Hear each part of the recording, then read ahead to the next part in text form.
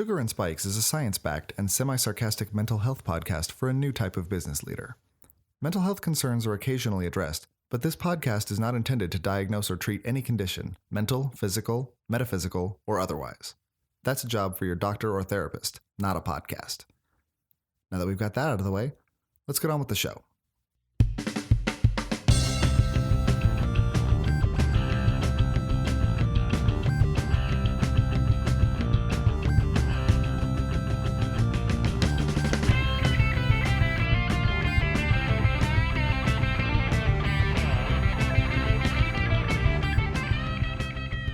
All right. It's recording. An hour later. Oh my God. An hour later, a missed episode later. Oh. Well, it happens and we're going to roll with it. It happens. Does this count as recording too? I don't know. Welcome back to another episode of the Sugar and Spikes podcast. I'm Dez, a serial content creator, your hostess with the mostest, your co-hostess with the mostest, I should say. And returning again from her week-long sabbatical is... me! Yay! So I'm Tammy. I'm a psychologist and I've decided that I'm not going for anything else after that. Except we recorded half of another episode that did not get recorded, which is so sad. Upsetting. But we did rest on Psychologist Extraordinaire. But I can't say that about myself. But you could. But I don't. But you get to decide what you say about yourself. Yeah. Just like how you get to decide what you wear. True. Okay. Psychologist Extraordinaire. There you go. Okay. Like, I've been thinking about that, like, especially with, like, networking and stuff, and I was in the position earlier this week, in terms of socializing, Jesus Christ, with other people, and the funny thing is I actually mentioned this podcast, so they may actually listen to this. Oh, no. They're going to be like, oh, they're talking about us. Except everybody that knows me for more than 10 minutes knows I'm a painful introvert. Which, okay. I was at Pride yesterday. Fun fact. Pride is in July here. Kind of weird. And you were like, hey, go socialize. And I was like, she's joking, right? But this is what I've been thinking about leading up to the conference that I was just at and everything. And it was really actually sparked by you in terms of like this, who decides if I wear skirts and who decides if X, Y, and Z. Oh, hey. All these things. Like, I have a wider influence. Yeah. I was kind of challenging myself around who decides if I'm shy? Who decides if I'm awkward in social situations? Who decides if that's really hard? It's true. I get to. Throwing my words in my face. I mean, I was kind of throwing it in my face, like, for this past week. But now you've thrown it in mine, because I'm like, oh, yeah, you're right. Yeah. And the funny thing is like, I didn't even come to a decision on that with this example that I'm using. I was just like, it was a bit of a litmus test and almost, I don't want to say a mirror. It was a thought I had. Okay. And I wasn't like, I didn't walk out of the room, like out of the hotel room ready to go to this event, like with this resolve of I'm going to be gregarious and I'm going to be the master networker. I was just like, right, who decides? Like, I left it there. Right. And then it ended up being a really great night. That's awesome. If only because I really, I wasn't playing the tape in my mind of, this is going to be awkward. I don't do this. I'm not this person. Like, the funny thing is I was I don't know why I thought about this, but I was completely uninvolved in high school, completely disconnected in both undergrad and grad school. Like, I was not connected with any larger organizations. Didn't we go to, like, the fall... There's a bowling thing. There's a bowling thing where you won a prize and we had to make up. Do you you, me, and your partner went together and we left because one of my kids was sick and then we went. It wasn't the bowling thing. I know what you're talking about. I forget what I won.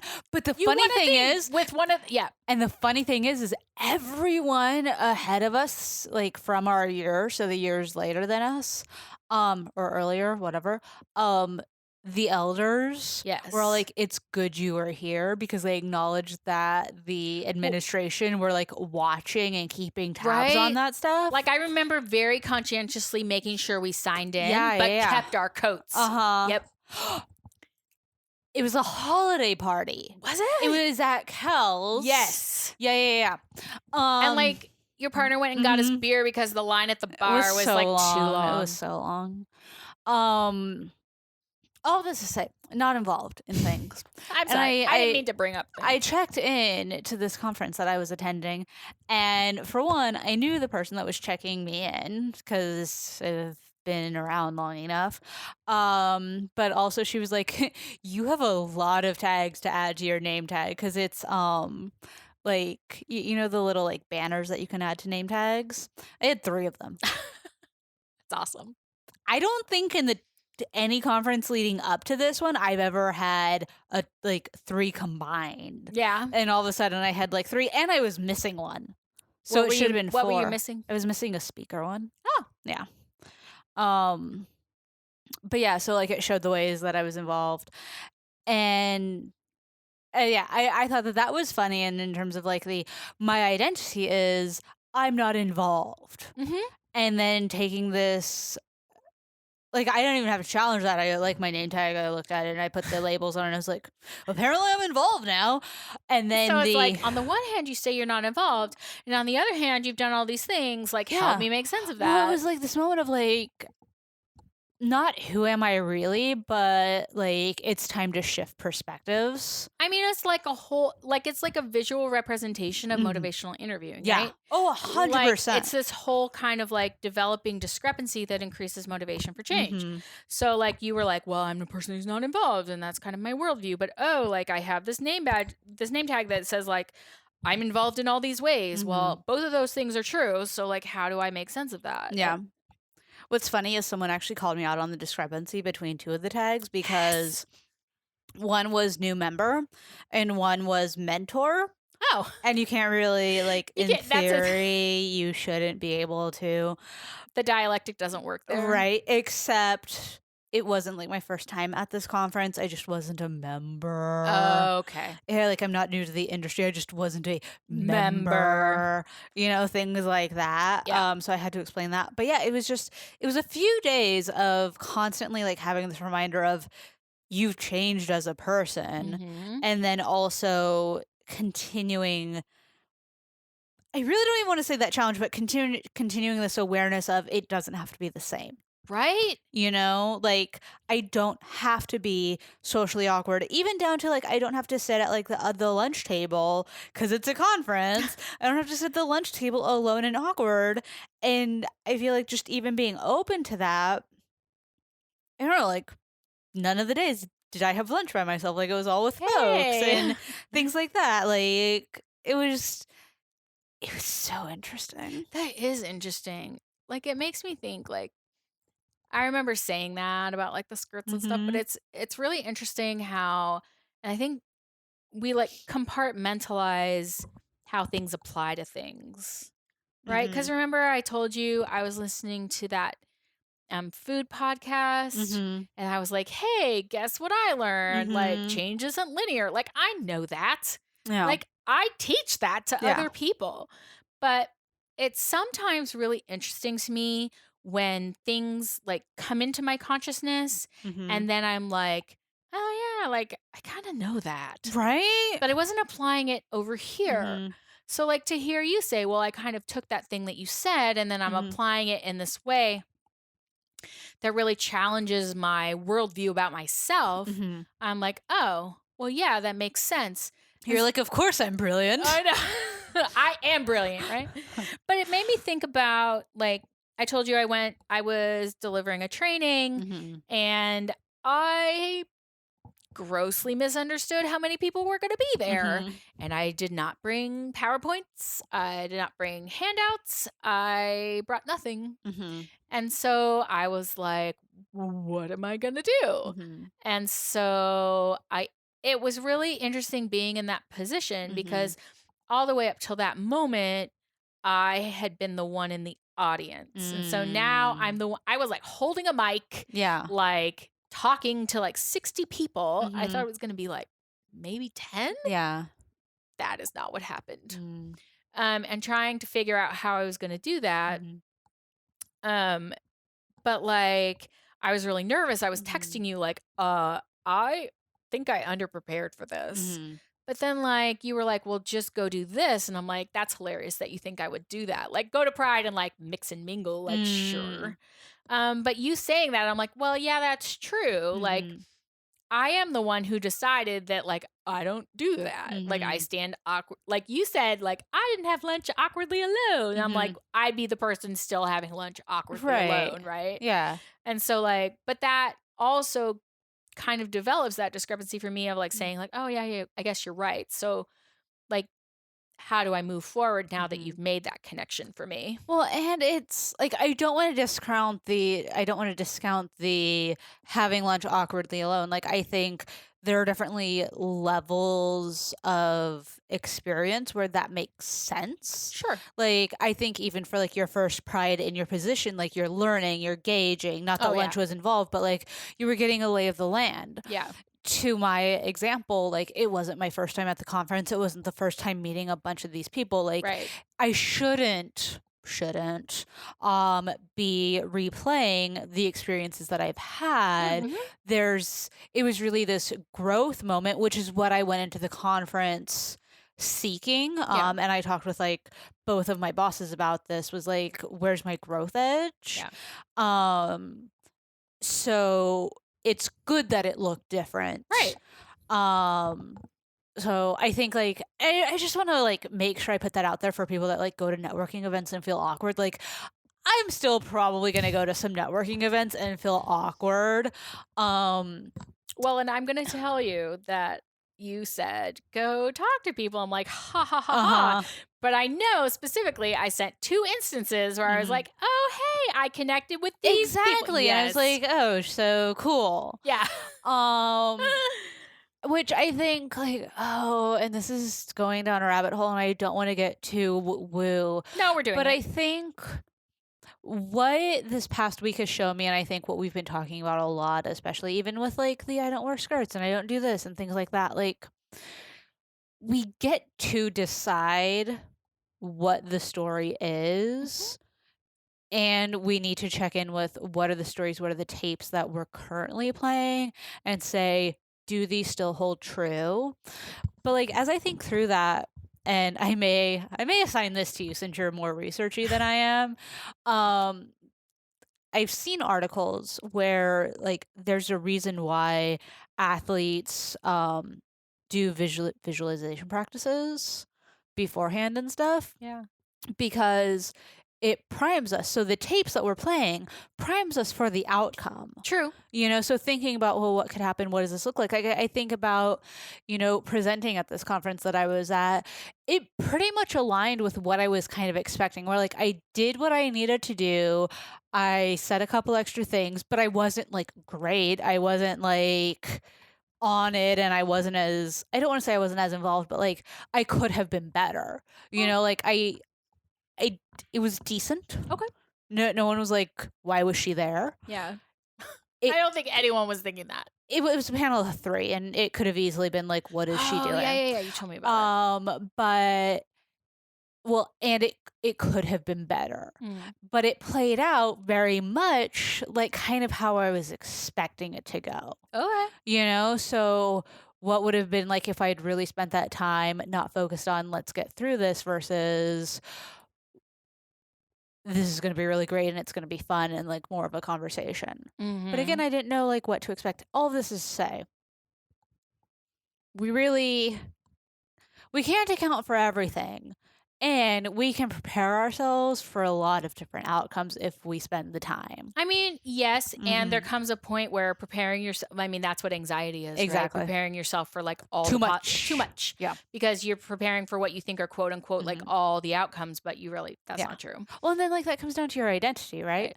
Like it really comes down to like how you view yourself and who says I'm that person, who says I'm not that person. Right. And leaving space for that level of change. Like you're right, there's a difference between preparation versus, intrinsic confidence. Yeah. And I think that comes with time because, I mean, imposter syndrome, like somebody told me that it was like they finally got over that after 10 years. And I'm like, oh, I don't think I want to go through this for 10 years.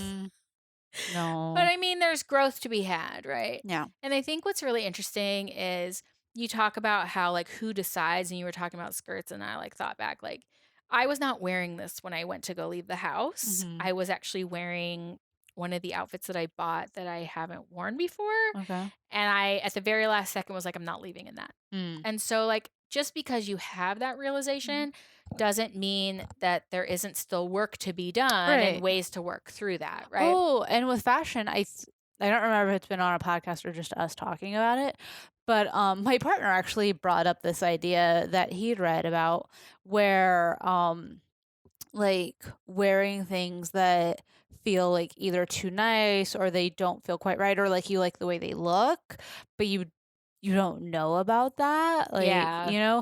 but like wearing them around the house and then pinpointing I like this for this reason, I wasn't a fan of it, maybe I will actually wear it out, things like that. I think that like we don't view our homes as I think the general society view is we don't view our homes as like these safe spaces to play around. Oh, but they kind of are. Yeah. I mean, that's what therapy is, right? Like, therapy is this 45 minutes to an hour that you come in and you do things differently from the way you're doing them out there. And being in your home is kind of the same thing. You can do things differently than the way you do them outside your door.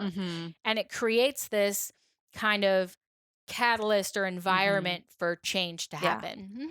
Well, I think I may have like a slightly different perspective of what home is because I am naturally a homebody and I work from home. Right.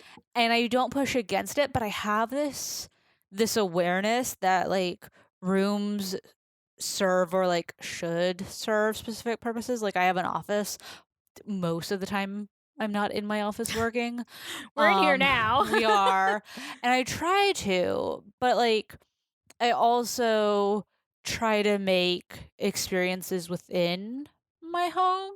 And I think that having space for even like fashion or different kind of like business growth elements, I think that that's important because, I mean, even if you work at an office, like you can't always be at the office and doing things. Like knowing how to provide those spaces for growth at your house is kind of a big deal. Well, yeah. Like safe spot, free to do whatever, testing it out because life is just a bunch of like tests. Right. It's true. It's throwing shit against a wall and seeing what sticks. Yeah. So I don't know where I was going with that, but like I will say like I've been intentional with like how we've done our rooms, and I feel like I have a bit more privilege because I am so home based in saying these and having that perspective. But I think it's like a nice like challenging thought for folks out there, like how do you use your house? It's one of the biggest things we spend our money on, be it rent or a mortgage. It's true. Like it should serve you in every way, not just keeping you warm or cool. Or as in the case of my last house, neither. Roof over your head, protecting you from the rain. I think I told you this when we moved, but I never realized how much when I pulled up to my house and I was just like, this is where we fucking live. Like how upset it made me and just kind of colored all my experiences while we were there versus my house now, which isn't perfect by any means, but it's mine and I love it. And we do have heat and air conditioning. It's a safe space. Like, and it's. But it created that safe space that I didn't really have in my old home. Yeah. So I think it can be, I think there always is privilege in different levels, but there's privilege in saying like, I have a home that keeps me warm, that keeps me cool, that has a roof over my head, because some people, even their homes don't do that. Right. Right. And I work with a lot of people who feel marginalized. And so like, that's what comes naturally to my mind. But I also think that it's a really good place to like try out new things. And like you saying that your partner said that makes me kind of reframe that experience that I had earlier today, where I was like, okay, I got in this and I'm going to wear it and I'm going to show Des and it's going to be great. And then I was like, nope. And I wore this. And I was like, but I had the experience of doing that. And so like maybe next time I'll make it out of the house in that outfit. Exactly. Like what's the learning moment? Like, was it, well, I didn't like this because I didn't feel confident, or I didn't like this because it really didn't fit. I wore it and it wasn't uncomfortable and I don't want to spend the rest of the day in this. Yeah, no, it was actually more comfortable than what I'm wearing right now. So that's like, that's where the learning is. Right. You know, which I think is so cool. And I think like also, to your point about like the privilege with like a lot of people don't have it and stuff, I'm gonna like lean into that, but also speak to like knowing the majority of our audience. I know. It's just something that naturally comes up for me, just given my other work, my full-time work. Yeah. And knowing how stressed out folks can feel and how powerless and just like, I don't want to say like at the end of the rope, but perfectionistic, where it's like nothing's going right, things like that. Like if you have an apartment, if you have a house, if you have that space, there's my experience has been that there's a space of empowerment for if everything is crashing down, this is what I have. Yes. And there's so much research about like being grateful and acknowledging like food, shelter, you know, things like that. So while this episode seems to be a bit kind of like windy, all over the place, I do think that there is a moment to acknowledge, you know, if things feel crazy, if you have that space, or if you have like that temporary space, like then you have that moment of respite and you can come back and take on like the rest of the challenges. Right. So like I completely agree that our audience for the podcast and the populations that I work with in my professional practice, probably not a Venn diagram, don't really meet. Yeah, no. And also, I recognize that my work with marginalized folks like colors my view of the world, and so I can't even like turn it off if I wanted to. Yeah. But I think it's important because I remember last year as I was driving around northern Indiana, like so many hours, like that place of safety and like time was in my car. Yeah. And now it's in my home. So you can find those spaces, even in the most smallest of ways, right? So it's about how can you adjust your thinking or identification of those spaces. And I think sometimes it can be hard to do, just like it's like, oh, change isn't linear, ha ha ha ha. Well, I knew that, but I wasn't thinking of it in this like way, like about food, right? Because I listened to that food podcast and I was like, oh yeah, change isn't linear. Like, great. I don't know why I didn't think of that, but I didn't. And so like realizing that there are lessons to be learned that you may feel like you even already know. And it feels silly that you weren't able to like apply them in that area. But I think that that's just a natural thing. Well, I think also, I don't know how exactly to explain it, but change isn't linear. Who decides? The kind of things that keep coming up this episode, like we can know these on a broad scale. Right. But when it comes to applying them for each specific thing, and I forget the term was that you used at the episode that didn't get recorded. But I'll think of it. I wonder, I would hypothesize that there's something that happens where, yes, you can take like this larger concept and it's cool as a larger concept, but it doesn't, like our brains can't trickle it down into everything else. Like it can't be dispersed. Yeah. And it makes me think of this quote. I'm not even going to try to say the quote, but what it boils down to is this idea of the reason self-help books and the reason business books are like some of the highest grossing sections of literature and like podcasts and like why they're so prevalent at all times is because people can say them a million different ways and you can hear it a million different ways. It's going to be that one way that someone says at one time in that one situation that unlocks it for your one problem. Right? You know, Yeah. like that's the thing. And that's why I'm like, content, just keep repeating yourself. Someone will figure it out. Right? And like that speaks so much to like even this idea that there are certain psychologists who match with certain people better than others, right? Because the way we say it is like the magic key that like unlocks it, but it didn't fit in someone else's lock. Like you just weren't digging like what I was saying, but this other person was like, "Oh, I totally get it." Yeah. Right? So like it's just the thing that kind of unlocks the door in your brain where you're like, "Oh yeah, makes sense. makes total sense. I already knew that." Yeah.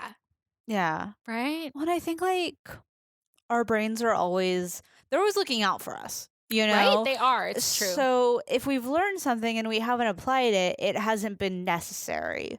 Well, not even not necessary, but just somehow like you didn't make, if you want to get really biologically technical about it, you didn't make there's neuronal connections in your brain. Yeah. Right? But we talked about like there are nodes and they unlock these other nodes and they unlock these other. So it's like sometimes that node just didn't get fired. Yeah.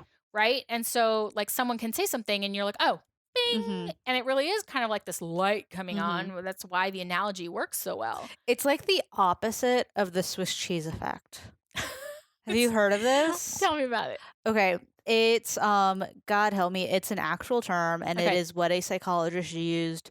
It's so depressing. We're gonna get really dark really fast. Okay, here we go. It is what a fucking Pacific Northwestern psychologist used to describe when parents leave their babies in the car. Oh my God, what?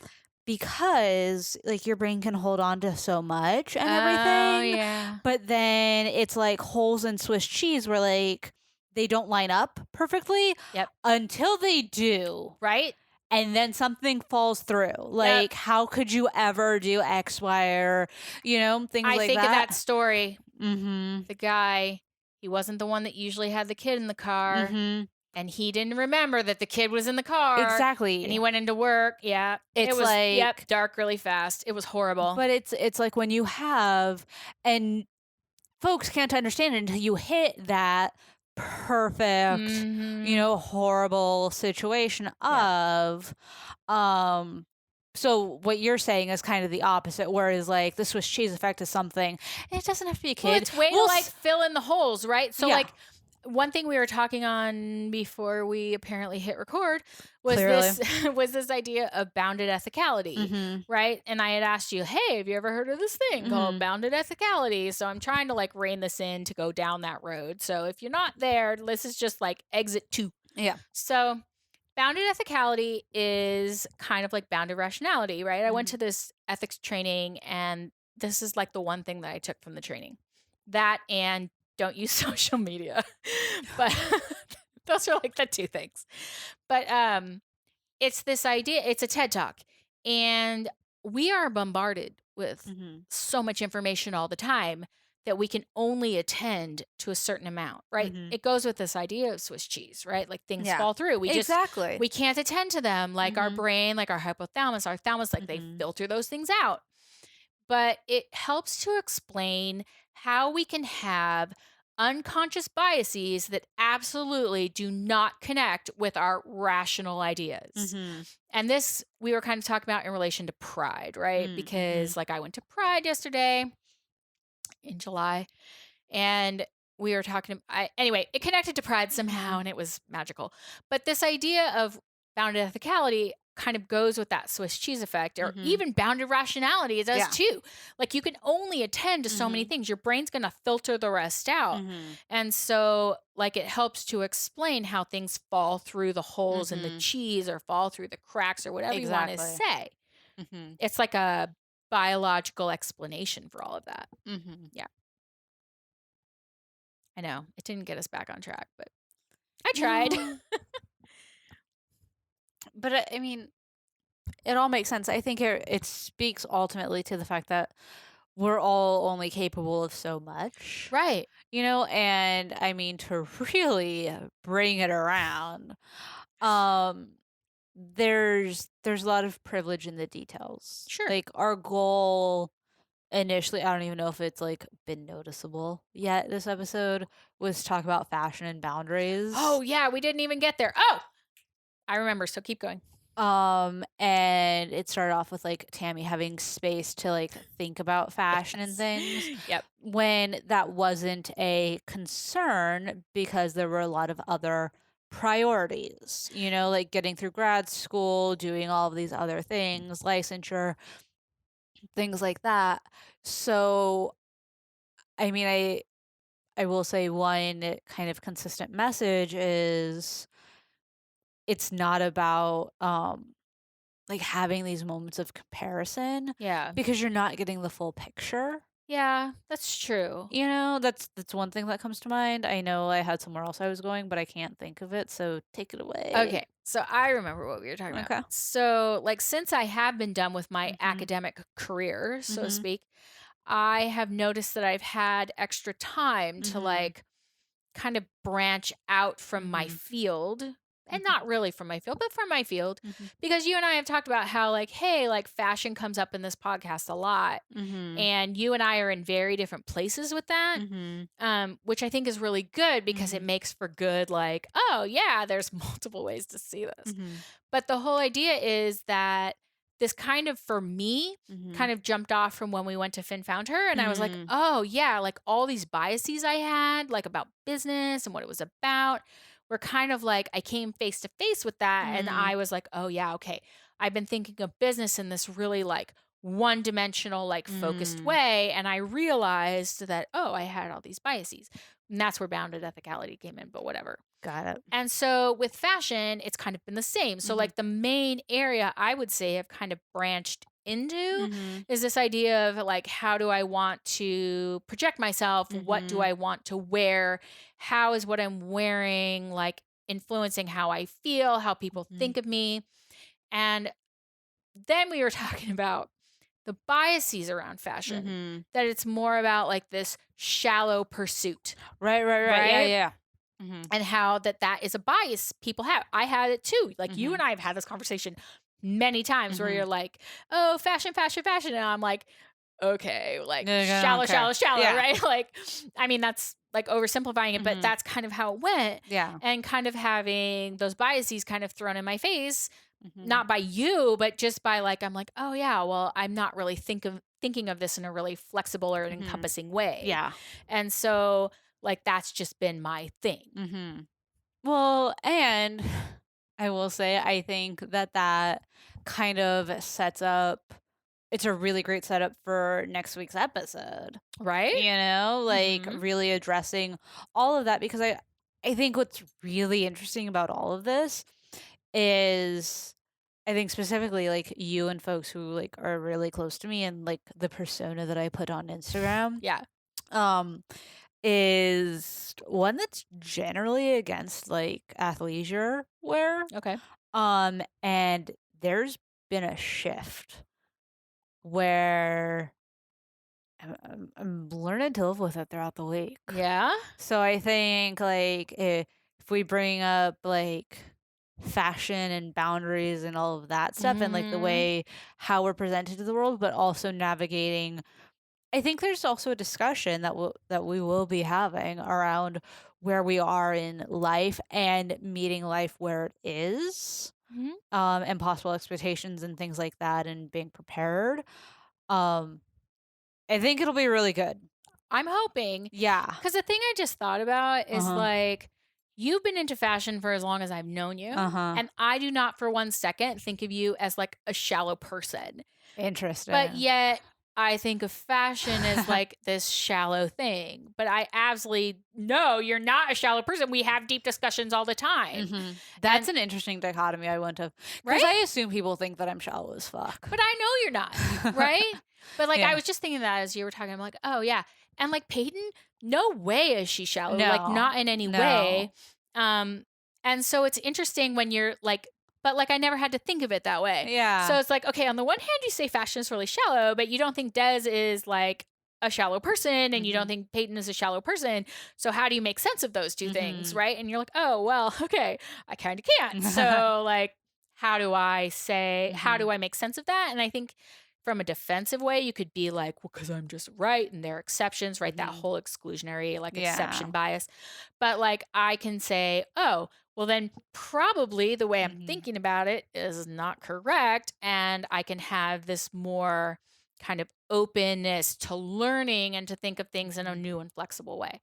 Right. And that's what therapy is too. Yeah. And that's what I know, like for me, I hope to stimulate just even discussion, because discussion leads to like new understandings, right? So anyway, I was just thinking of that. So I'm like, oh, I'm going to say it. No, I like it. So next week. I mean, I really, I hate when podcasts use a whole episode to build up to the next podcast. It wasn't intentional. But we doing it anyway. It's because we didn't hit record. Yeah. Also, this was a good, like, free-flowing episode. No, I thought it was good. But it's a really good, healthy discussion. Exactly. And tune in next week when we actually, like, dive into the meat of fashion and boundaries. Exactly. Yep. All right. Bye, y'all. Bye, friends.